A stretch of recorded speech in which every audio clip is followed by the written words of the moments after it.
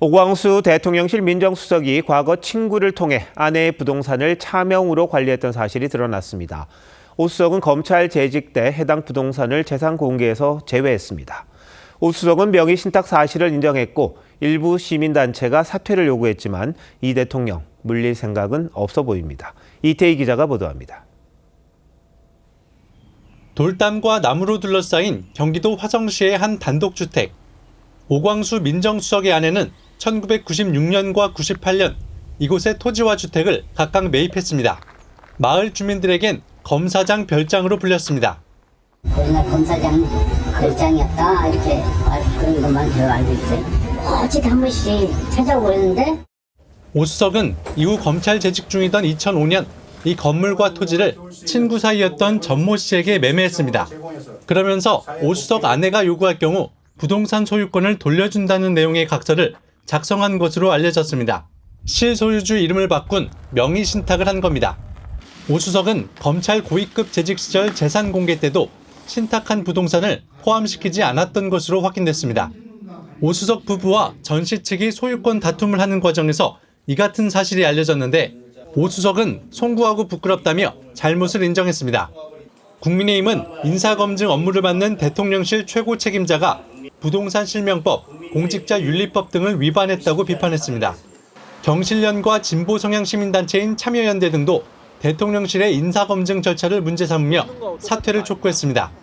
형사처벌 규정이 있는 일종의 범죄라고 할 수 있습니다.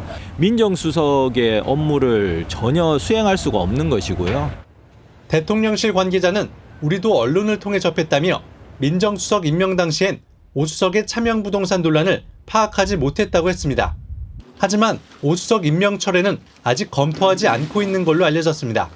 TV조선 이태희입니다.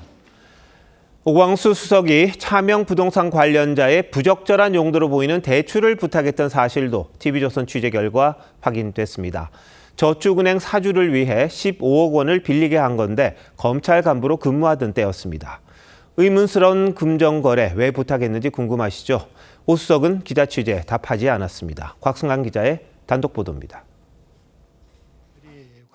오광수 민정수석이 서울중앙지검 부장검사로 재직 중이던 2007년 오 수석의 부탁을 받은 친구 전모 씨는 부동산을 담보로 한 저축은행으로부터 15억 원을 대출받습니다. 이 과정에 오 수석은 대출금 전액은 내가 사용한 것이고 대출금 전체를 내가 반환할 것이라는 사실 확인서를 작성해뒀습니다. 그런데 3년 뒤인 2010년 저축은행이 전 씨의 부동산에 압류를 걸면서 문제가 발생합니다. 대출금 상환이 안 됐기 때문. 분란이 일어날 조짐이 보이자 이 저축은행의 사주 박모 씨가 개입합니다. 돈을 빌린 사람은 본인이고 이를 갚겠다고 나섰습니다. BIS 비율을 맞추기 위해 필요한 자금을 오 수석에게 부탁했다는 것입니다. 차명 대출자인 박 씨는 일부를 상환했지만 세 사람의 금전 관계는 완전히 정리되지 않았고 전 씨는 쓰지도 않은 돈을 갚아야 했다며 검찰을 퇴직한 오 수석을 상대로 민사소송을 제기했습니다. 이에 법원은 실제 돈을 빌린 사람은 저축은행 사주라고 판단했는데 이상하게도 오 수석은 전 씨에게 5천만 원을 직접 갚기도 했습니다.